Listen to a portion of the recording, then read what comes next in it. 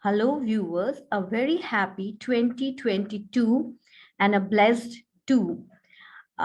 Today, I will be talking on complement system and will be focusing on classical pathway. As I have already told in my previous lectures, that complement system is a total molecules which components of proteins which are roaming in our plasma, and they are in inactive form. They are not active, they are like zymogens. They have to get activated. This complement which is present, complement components which are present in inactive form as zymogens in blood plasma, when encounters an enemy or a pathogen, a series of reactions starts.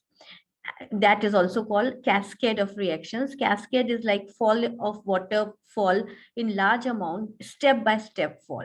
So this kind of cascade starts once the complement gets activated. Complement is present in the blood, and when they get activated, this cascade of reactions start.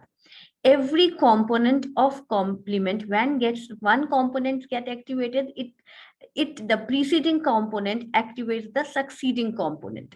In this way, this complement system gets initiated with the presence of pathogen, and then when one component gets activated, that same component will then activate the other one. How this happens, this we are going to read. The thing which I told you, that they are like zymogens, that is inactive enzymes, and they get activated on encountering a pathogen, or I will discuss other things when they get activated.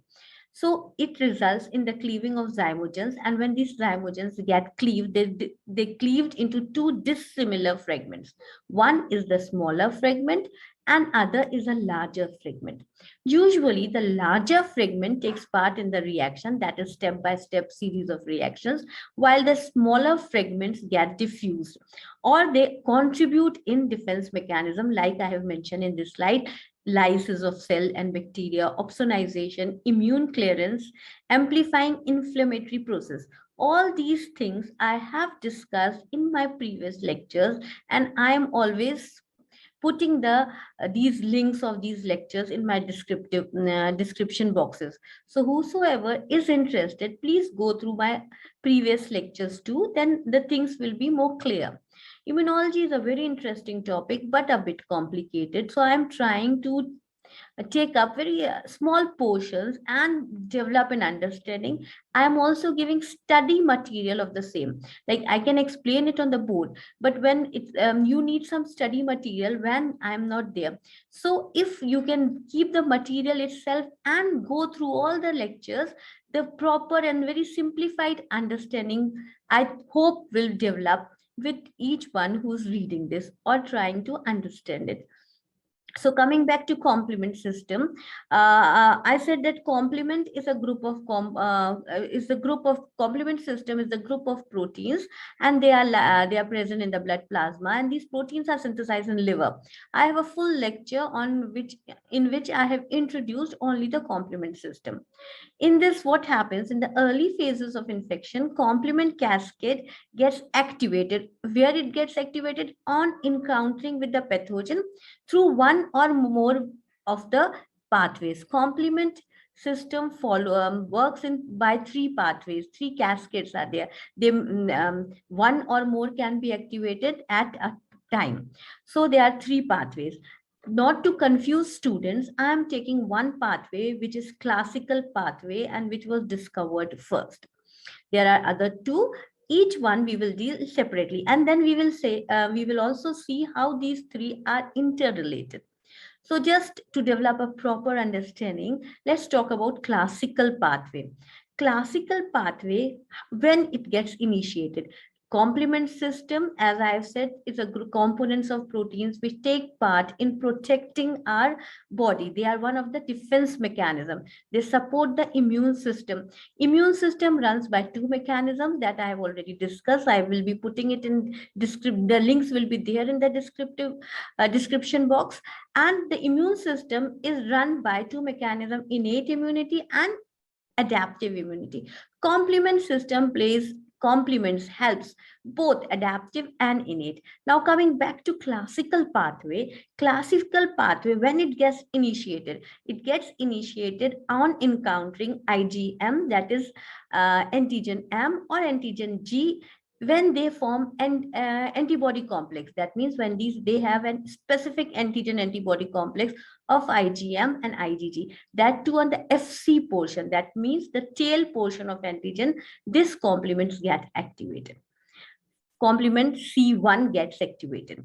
Same thing happens when there are some danger signals, like when their C-reactive protein is present or some viral proteins are present, polyanions are present, or apoptotic cells and amyloids are present. Now these apoptotic cells are the cells which will die, which have to be cleared, which are dying and which have to be cleared. And amyloid is an insoluble protein which develops in tissues, which has to be removed for proper functioning of the organs and tissues. So all these are the signals when the complement get activated. Which pathway of complement get activated? Classical pathway of complement get activated. What happens? Complement component C, which is named, now this C is named as C1, C2, C3. They are named according to the way they were discovered. So C1 was discovered first, so it is C1.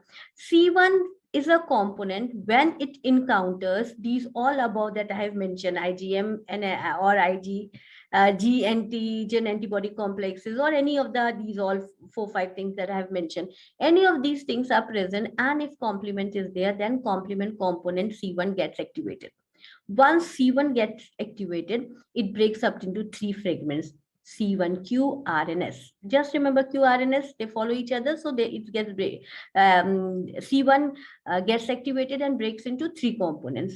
C1 subunits. C1q is just a one subunit. C1r is 2 subunits joined together, and C1s is 2 subunits joined together. These are something which may be asked in exams or in MCQs. So just to remember, I have put it in one line. While C1q is the largest component, and this C1q is a key link for innate and adaptive immunity. That means it supports both. It either it follows the has the innate immunity, or it can help an adaptive immunity. Where, just to remind you, that innate immunity is non-specific, where phagocytic cells will phagocytose, while adaptive immunity, specific antibodies are to be present. So it is helping even the antigen antibody complexes, as well as it is helping in phagocytosing the cell. That is why, so we were talking about C1q, which is the largest fragment. Other is C1r and C1s, which are smaller fragments, but they are present in 2 subunits. So binding with C1q leads to the activation when C1q is a larger fragment, and C1q, when binds to the pathogen or all the viral proteins or Ig and IgM antigen antibody complexes, any such things which I have mentioned in my previous slides, if they bind to this, then C1q activates C1r.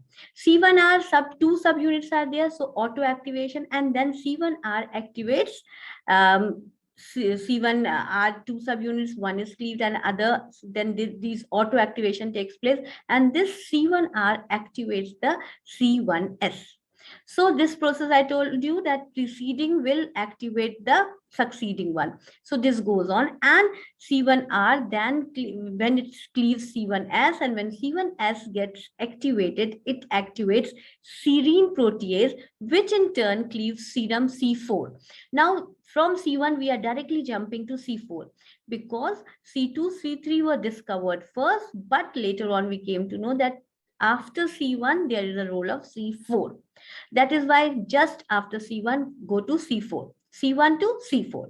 C2 and C3 we will not talk at this moment. So directly C1 to C4. C1, C4. So C1s activates serine protease enzyme, which in turn cleaves serum. That is, C4 is present in serum, and C4 is cleaved into C4a and C4b. This is the series which is happening in classical pathway. And then this C4A is a smaller fragment. A is a smaller fragment, and I have told you that smaller fragments gets diffuses away, and they have certain role in defense mechanism also, which I have mentioned on the first slide. While C4B is a larger fragment, and again, this is the one which is going to activate other sleeping, those who are zymogens who are roaming.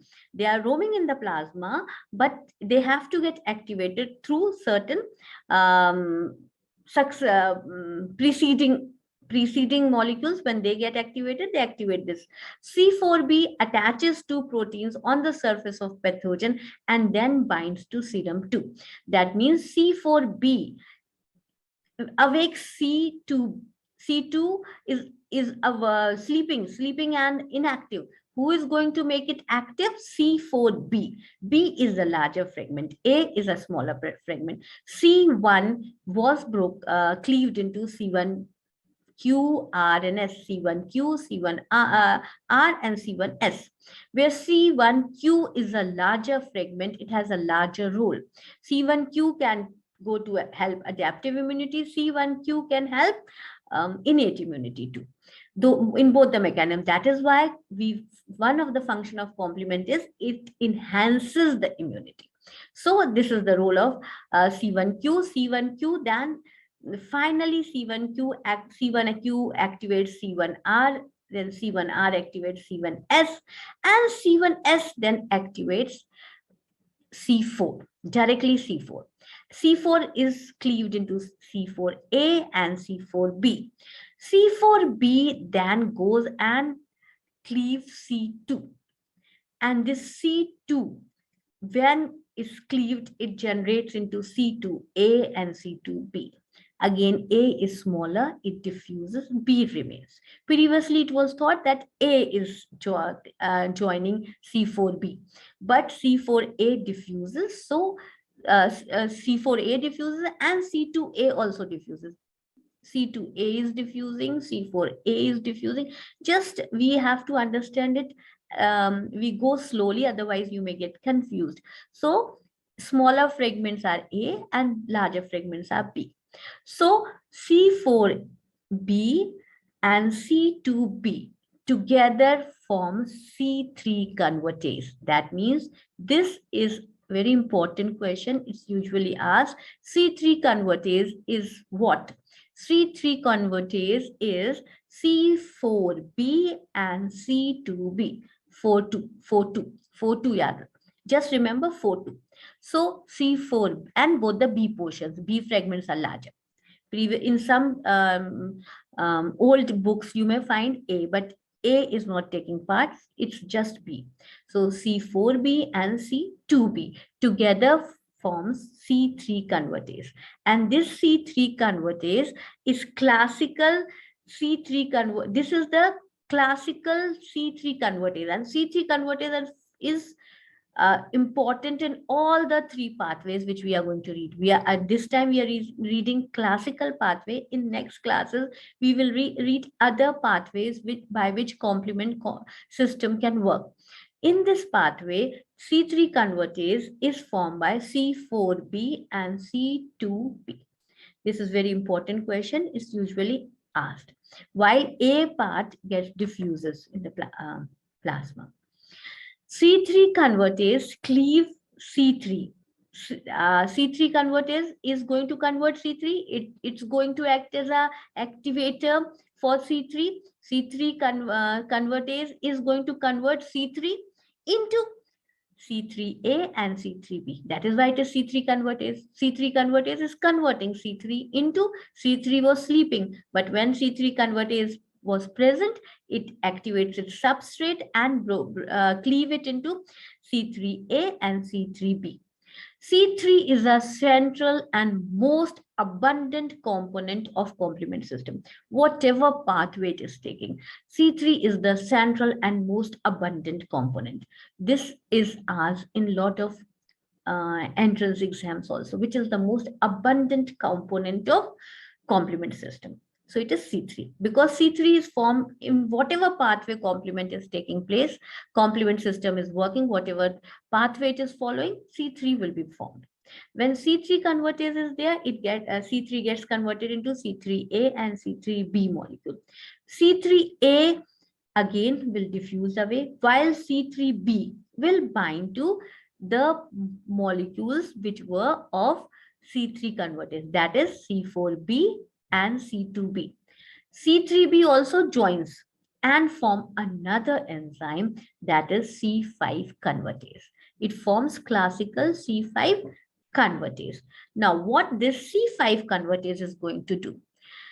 C5 convertase will initiate activation of other complement proteins, that is 6, 7, 8, 9. 4 more complement proteins will get activated. And then these together, all B's of this C5B to 9, all together will get attacked, and together they unitedly attack the pathogen. Unitedly, they attack the cell that has to be removed. Unitedly, they attack the complexes, antigen antibody complexes that have to be removed. So many enzymes together work and complement and help and enhances. And these are called C5b29 are called membrane attack complex. That means they attack the membrane of pathogens. And they are also called terminal complement complex, TCC. They are going to terminate the enemy. Terminal complement complex, final complement complex on the surface of pathogens. So these MAC, that is membrane attack complexes, and TCC punches a hole through the plasma membrane of the target, killing the pathogen. So pores are formed, they form holes and pores, and the enemy is attacked in such a way that all the fluid flows out of that enemy, and it's no longer, its cell membrane is totally removed and the pores are killed, and usually the pathogen is totally destroyed because its organelles are disturbed, its plasma membrane is, everything is flowing out, and it's killed. So how this classical pathway helps is very important, and this pathway is important for many of the, and lot of questions are asked in the entrance exams, and those who are doing research can find new avenues in this. So this was all about classical pathway. I hope I was able to make it more clear to all of you, and again wishing you a very happy new year, and all your wishes may come true. Thank you so much.